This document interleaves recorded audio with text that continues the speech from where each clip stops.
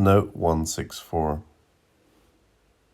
Once, in the dining hall of a certain boarding school, it was my second and nothing fancy, I met a ghost. I've been talking with two friends, but due to all the 7 o'clock din, the place being packed with fellow gorgers, it was almost impossible to hear much of what anyone said, unless you shouted, and we weren't shouting because our conversation had to be kept secret.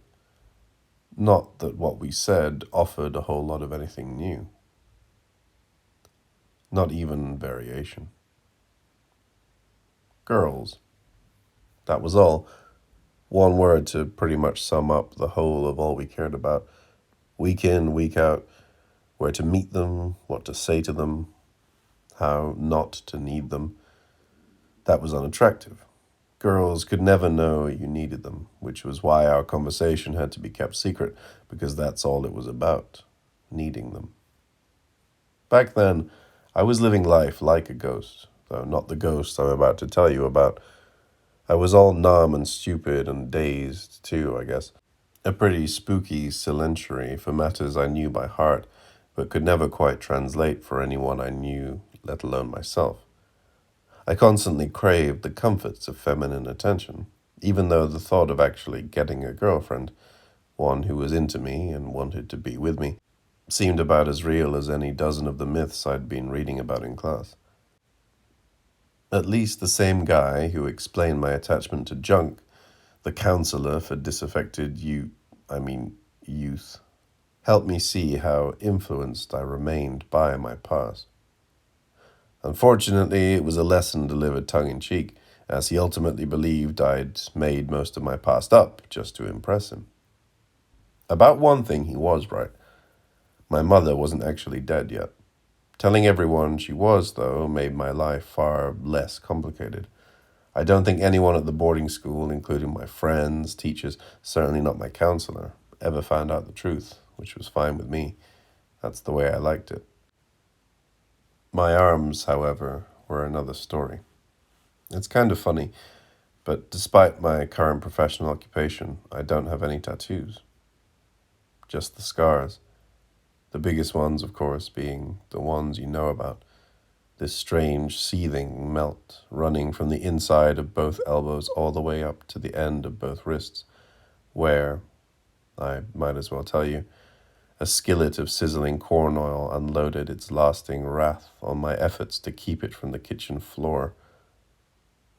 You tried to catch it all, my mother had often said of that afternoon when I was only 4. See, not nearly as dramatic as a Japanese martial arts cult run by Koreans in Indiana. I mean, Idaho. Just a dropped pan. That's all. As for the rest of the scars, there are too many to start babbling on about here. Jagged half-moon reminders on my shoulders and shins. Plenty stippled on my bones. A solemn white one intersecting my eyebrow. Another obvious one still evident in my broken, now discolored front tooth. A central incisor, to be more precise. And some even deeper than all of the above, telling a tale much longer than anyone has ever heard or probably ever will hear. All of it is true, too, though of course scars are much harder to read. Their complex inflections do not resemble the reductive ease of any tattoo, no matter how extensive, colorful, or elaborate the design. Scars are the paler pain of survival, received unwillingly and displayed in the language of injury. My counselor for disaffected youth had no idea what kept me going, though he never phrased it exactly like that. He just asked me how, in light of all my stories, I'd still managed to sustain myself. I couldn't answer him. I know one thing, though. Whenever I felt particularly bad, I'd instantly cling to a favorite daydream, one I was willing to revisit constantly.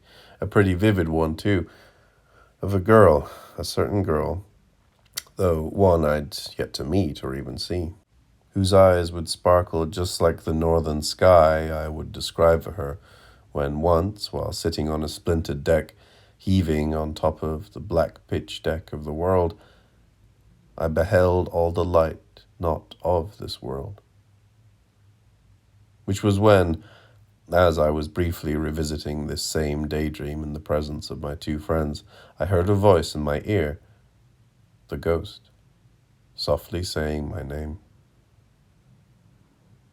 By the way, this is what got me on this whole jag in the first place. The knocking in the house, returning this vivid recollection. "Johnny," she said in a sigh even more gentle than a whisper. I looked around. No one sitting at my table was saying anything even remotely like my name. Quite the contrary, their voices were pitched in some egregiously felt debate over something having to do with scoring, the details of which I know I'll never recall. Thrown up amidst the equally loud banter of 100 plates, glasses, knives, and forks, clattering here, there, and, yes, everywhere, serving to quickly dispel my illusion. Until it happened again. "Johnny." For an instant, then, I understood she was my ghost. A 17-year-old with gold-braided hair, as wild as a will-o'-the-wisp, encountered many years ago, maybe even in another life. Now encountered again, and perhaps here, too, to find me and restore me to some former self lost on some day no boy can ever really remember. Something I write now not really even understanding, though liking the sound of it just the same. He's so dreamy. I just love the way he smiles when he talks, even if he doesn't say that much. Which was when I realized a moment later that this ghost was none other than the domed ceiling rising above the dining hall, somehow carrying with particular vividness from the far wall to my wall, in one magnificent arc, the confession of a girl I would never see or hear again. A confession I could not even respond to, except here, if this counts. Sadly enough, my understanding of the rare acoustic dynamics in that hall came a fraction of a second too late, coinciding with the end of dinner, the voice vanishing as suddenly as it appeared, lost in a cumulative leaving, so that even as I continued to scan the distant edge of the dining room or the line forming the deposit trays, I could never find the girl whose expressions or even gestures might match such sentiments. Of course, ghostly voices don't just have to rely exclusively on domed ceilings. They don't even have to be just voices. I finally hooked up with Ashley. I went over to her place yesterday morning, early. She lives in Venice. Her eyebrows look like flakes of sunlight. Her smile, I'm sure, burnt Rome to the ground. And for the life of me, I didn't know who she was or where we'd met. For a moment, I wondered if she was that voice, but before she even said a word, she held my hand and led me through our house to a patio, overgrown with banana trees and rubber plants. Black, decomposing leaves covered the ground, but a large hammock hung above it all. We sat down together, and I wanted to talk. I wanted to ask her who she was, where we'd met, been before, but she just smiled and held my hand as we sat down on the hammock and started to swing above all those dead leaves. She kissed me once, and then suddenly sneezed, a tiny, beautiful sneeze, which made her smile even more, and my heart started hurting because I couldn't share her happiness, not knowing what it was, or why it was, or who, for that matter, I was to her. So I lay there hurting, even when she sat on top of me, covering me in the folds of her dress, and her with no underwear, and me doing nothing as her hands briefly unbuttoned my jeans and pulled me out of my underwear, placing me where it was rough and dry, until she sank down with a gasp. And then it was wet, and she was wet, and we were wet, rocking together beneath a small patch of overcast sky, brightening fast, her eyes watching the day come, one hand kneading her dress, the other hand under her dress kneading herself, her blonde hair covering her face, her knees tightening around my ribs, until she finally met that calendrical coming without a sound, the only sign. And then, even though I had not come, She kissed me for the last time and climbed out of the hammock and went inside. Before I left, she told me our story, where we'd met, Texas, kissed, but never made love, and this had confused her and haunted her, and she had needed to do it before she got married, which was in 4 months, to a man she loved who made a living manufacturing TNT exclusively for a highway construction firm up in Colorado, where he frequently went on business trips, and where one night, drunk, angry, and disappointed, he had invited a hooker back to his motel room, and so on. And who cared, and what was I doing there anyway? I left, considered jerking off, finally got round to it back at my place, though in order to pop I had to think of Thumper. It didn't help. I was still hurting, abandoned, drank 3 glasses of bourbon and fumed on some weed, then came here, thinking of voices, real and imagined, of ghosts, my ghost, of her, at long last, in this idiotic footnote, when she gently pushed me out her door and I said quietly, "Ashley," causing her to stop pushing me and ask, "Yes?" her eyes bright with something she saw that I could never see, though what she saw was me, and me not caring, though now at least, knowing the truth, and telling her the truth. I've never been to Texas. End note 164.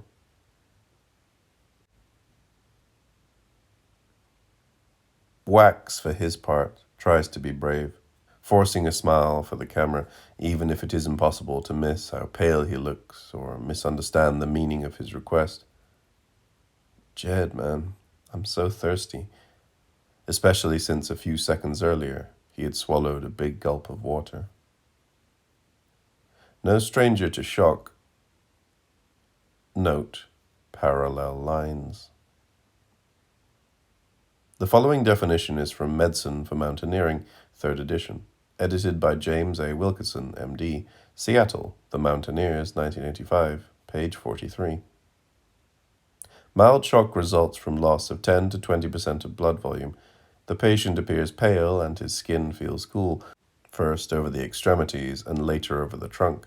As shock becomes more severe, the patient often complains of feeling cold and he is often thirsty. A rapid pulse and reduced blood pressure may be present. However, the absence of these signs does not indicate shock is not present, since they may appear rather late, particularly in previously healthy young adults. Moderate shock results from loss of 20 to 40% of the blood volume. The signs characteristic of mild shock are present and may become more severe. The pulse is typically fast and weak or thready. In addition, blood flow to the kidneys is reduced as the available blood is shunted to the heart and brain, and the urinary output declines. A urinary volume of less than 30 cc per hour is a late indication of moderate shock. In contrast to the dark, concentrated urine observed with dehydration, the urine is usually a light color. Severe shock results from loss of more than 40% of the blood volume and is characterized by signs of reduced blood flow to the brain and heart. Reduced cerebral blood flow initially produces restlessness and agitation, which is followed by confusion, stupor, and eventually coma and death. Diminished blood flow to the heart can produce abnormalities of the cardiac rhythm. In his essay Critical Condition, published in Simple Themes, University of Washington Press, 1995, Brendan Beinhorn declared that Navidson's house, when the explorers were within it, was in a state of severe shock. However, without them, it is completely dead. Humanity serves as its lifeblood. Humanity's end would mark the house's end. A statement which provoked sociologist Sondra Staff to claim Critical Condition was just another sheaf of Beinhorn bullshit. A lecture delivered at Our Lady of the Lake University of San Antonio on June 26, 1996. End note, parallel lines. Jed immediately raises Wax's legs to increase blood flow to the head, uses pocket heaters and a solar blanket to keep him warm, and never stops reassuring him, smiling, telling jokes, promising 100 happy endings. a difficult task under any circumstances. Nearly impossible when those guttural cries soon find them, the walls too thin to hold any of it back, sounds too obscene to be shut out. Holloway screaming like some rabid animal, no longer a man, but a creature stirred by fear, pain, and rage. At least he's far off, Jed whispers, in an effort to console Wags. But the sound of distance brings little comfort to either one. Perhaps. Note 165. Mr. Truant refused to reveal whether the following bizarre textual layout is Zampano's or his own. Editors. End note 165. Here is as good a place as any to consider some of the ghosts haunting the Navidson record. And since more than a handful of people have pointed out similarities between Navidson's film and various commercial productions, it seems worthwhile to at least briefly examine what distinguishes documentaries from Hollywood releases. Note 166. Upside Down. In his essay, It Makes No Difference, Film Quarterly, Volume 8, July 1995, page 68, Daniel Rosenblum wrote, in response to the suggestion that the names of the ghosts haunting Navidson's house are none other than The Shining, Vertigo, 2001, Brazil, Lawrence of Arabia, Poltergeist, Amityville Horror, Night of the Living Dead. Note continues upside down on page 132. The Exorcist, John Carpenter's The Thing, Labyrinth, Raiders of the Lost Ark, Das Boot, Taxi Driver, Crimes and Misdemeanors, Repulsion, Fantastic Voyage, Forbidden Planet, C'est arrivé, près, chez, vous, or even The Abyss. I hasten to point out that each of the above-mentioned movies ultimately resorts to some form of delusion, whether reincarnation, phobia, ascent to godhood, paranoia, desert, reverse affirmation of spiritual perdurability, ibid, title totemic assumption, submarine, absence of past, vision, psychosis, technology, ibid, serial killer or aliens, all of which the Navidson record bravely refuses to indulge. Note 167, sideways on page 131. In her elegantly executed piece entitled Vertical Influence, reproduced in Origins of Faith, Cambridge, Massachusetts, the Belknap Press of Harvard University Press, 1996, page 261, Candida Hayashi writes, for that matter, what of literary hauntings? Poe's The Fall of the House of Usher, Shirley Jackson's The Haunting, Charles Brockton Brown's Wieland, Walker Percy's The Moviegoer, Stephen King's The Breathing Method in different seasons, as well as Tebula in More Tales, Steve Erickson's Days Between Stations, John Fante's The Road to Los Angeles, not to mention Henry Bosco's L'Antiquaire, Salman Rushdie's Satanic Verses, B. Walton's Cave of Danger, Jean Genet's Notre-Dame des Fleurs, Richard Farina's Been Down So Long It Looks Like Up to Me, John Gardner's October Light, many stories by Lovecraft, Pynchon's Gator Patrol in V, Borges's The Garden of Forking Paths in Ficciones, Conrad's Heart of Darkness, Lawrence Veschler's Mr. Wilson's. Note continues sideways on page 135.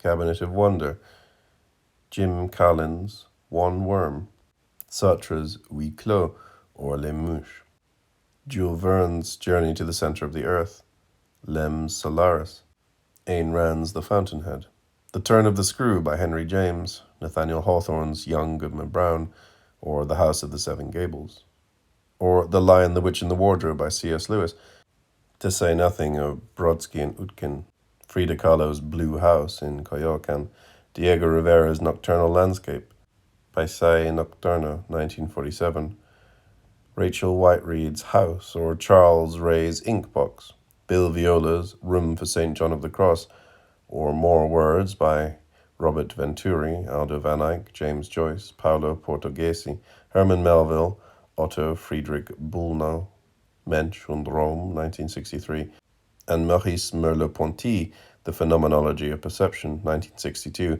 in which he declares, depth is the most existential of all dimensions.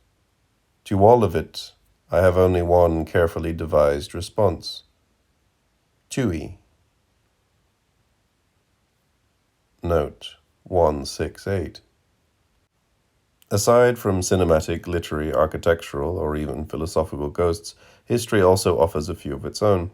Consider two famous expeditions where those involved confronted the unknown under circumstances of deprivation and fear, only to soon find themselves caught in a squall of terrible violence. 1. On September 20th, 1519, Ferdinand Magellan embarked from Sanlúcar de Barrameda to sail around the globe. The voyage would once and for all prove the world was round and revolutionize people's thoughts on navigation and trade, but the journey would also be dangerous, replete with enough horror and hardship that in the end it would cost Magellan his life.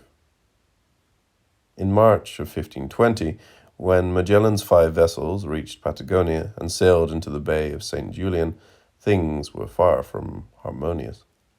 Fierce winter weather, a shortage of stores, not to mention the anxiety brought on by the uncertainty of the future, had caused tensions among the sailors to increase until on or around April Fool's Day, which also happened to be Easter Day, Captain Gaspar Quesada of the Concepcion and his servant Luis de Molino planned and executed a mutiny, resulting in the death of at least one officer and the wounding of many more. Note 169. While mutiny is not terribly common today, consider the 1973 Skylab mission, where astronauts openly rebelled against a mission controller they felt was too imperious. The incident never resulted in violence, but it does emphasize how, despite constant contact with the society at home, plenty of food, water, and warmth, and only a slight risk of getting lost, tensions among explorers can still surface and even escalate. Holloway's expedition had none of the amenities Skylab enjoyed. 1. There was no radio contact. 2. They had very little sense of where they were. 3. They were almost out of food and water. 4. They were operating in freezing conditions. And 5. They suffered the implicit threat of that growl. Note 155. In describing the Egyptian labyrinth, Pliny noted how, when the doors open, there is a terrifying rumble of thunder within. Note X. Previously read. Endnote 169. Unfortunately for Quesada, he never stopped to consider that a man who could marshal an expedition to circle the globe could probably marshal men to retaliate with great ferocity. This gross underestimation of his opponent cost Quesada his life. Like a general, Magellan rallied those men still loyal to him to retake the commandeered ships. The combination of his will and his tactical acumen made his success, especially in retrospect, seem inevitable. The mutineer Mendoza of the Victoria was stabbed in the throat. The Santo Antonia was stormed, and by morning the Concepcion had surrendered. 48 hours after the mutiny had begun, Magellan was again in control. He sentenced all the mutineers to death, and then, in an act of calculated goodwill, suspended the sentence, choosing instead to concentrate maritime law and his own ire on the 3 directly responsible for the uprising. Mendoza's corpse was drawn and quartered. Juan de Cartagena was marooned on a barren shore, and Quesada was executed. Quesada, however, was not hung, shot, or even forced to walk the plank. Magellan had a better idea. Molino, Quesada's trusty servant, was granted clemency if he agreed to execute his master. Molino accepted the duty, and together both men were set in a shallop and directed back to their ship, the Trinidad, to fulfill their destiny. Note 171, taken from Zampano's journal. As often as I have lingered on Hudson in his shallop, I have in the late hours turned my thoughts to Quesada and Molino's journey across those shallow waters, wondering aloud what they said, what they thought, what gods came to keep them or leave them, and what in those dark waves they finally saw of themselves.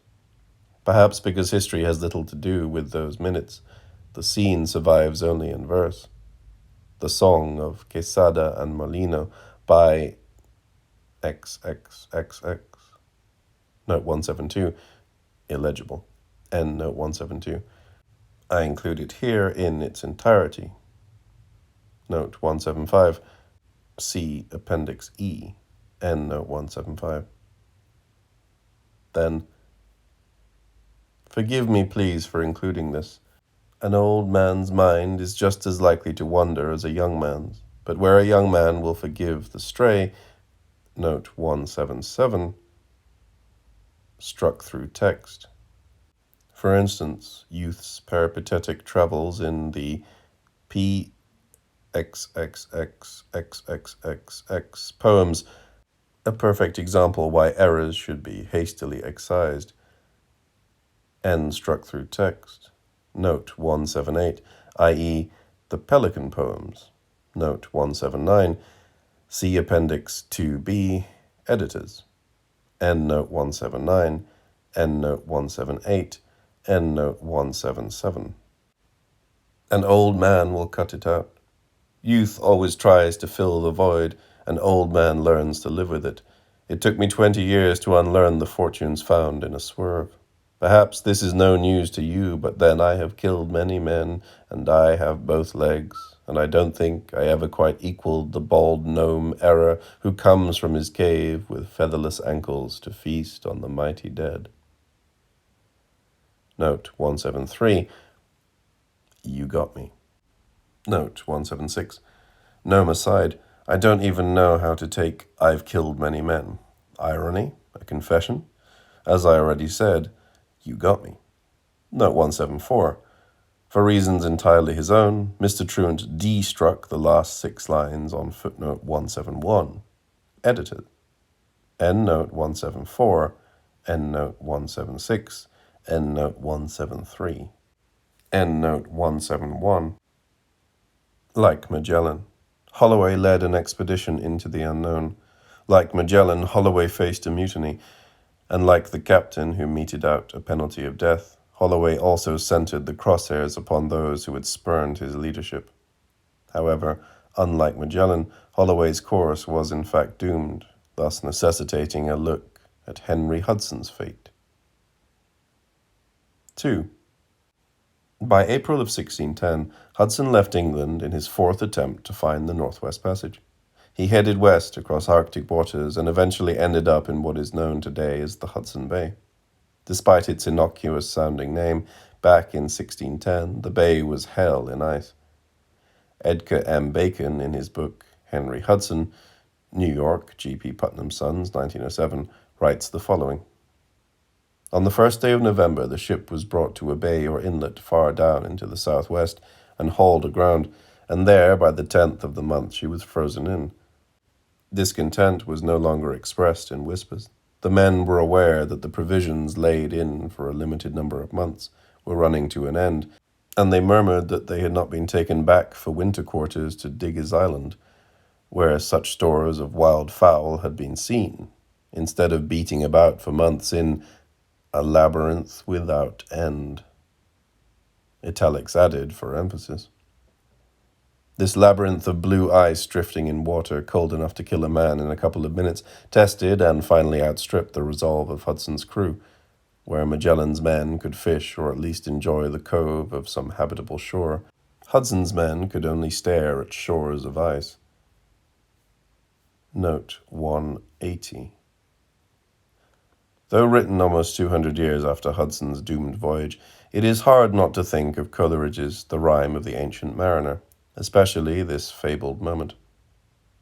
With sloping masts and dripping prow, as who pursued with yell and blow, still treads the shadow of his foe, and forward bends his head.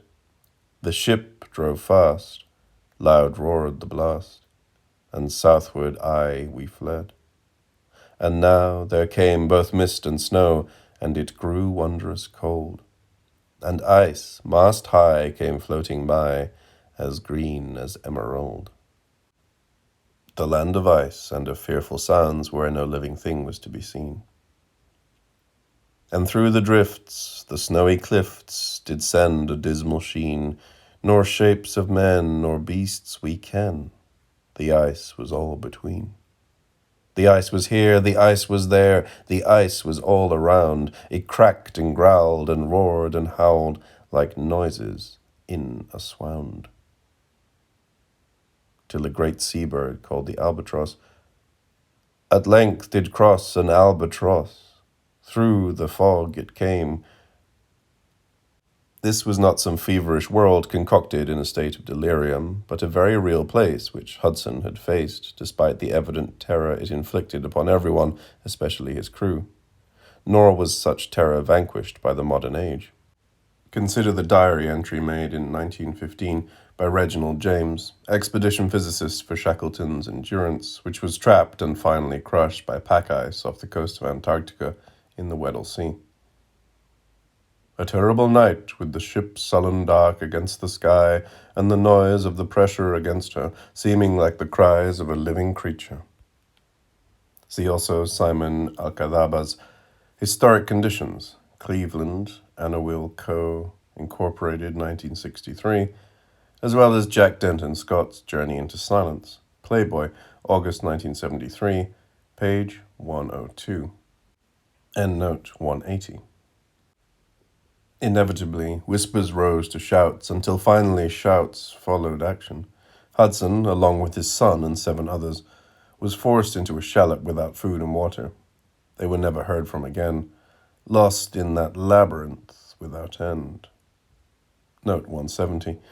Also see the works of Hubert Howe Bancroft, Volume 28, San Francisco, The History Company Publishers, 1886, Endnote 170. Like Hudson, Holloway found himself with men who, short on reserves and faith, insisted on turning back. Like Hudson, Holloway resisted. Unlike Hudson, Holloway went willingly into that labyrinth. Fortunately for audiences everywhere, only Hudson's final moments continue to remain a mystery. Endnote 168.